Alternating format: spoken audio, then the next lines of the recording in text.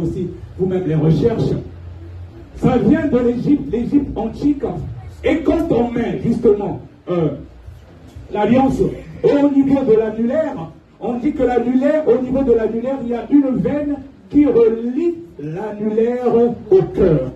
Et il semblerait que c'est la veine de l'amour.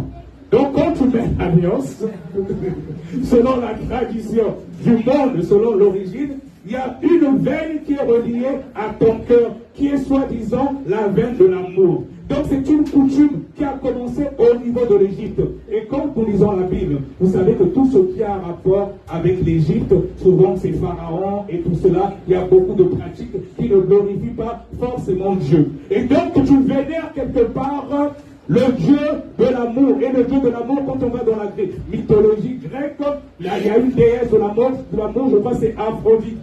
Donc quelque part, quand tu respectes une coutume, parce qu'il y a beaucoup de coutumes, quand nous sommes nés, qu'on a rencontrés sur cette terre, on ne sait pas forcément d'où les choses ont commencé, mais on se met à les pratiquer sans connaître l'origine. Peu importe la coutume que tu commences à pratiquer aujourd'hui, quand tu ne connais pas l'origine, si c'était un rituel qui était lié à un Dieu, tu rentres aussi dans cette adoration sans le savoir. Donc quelque part, quand tu mets l'alliance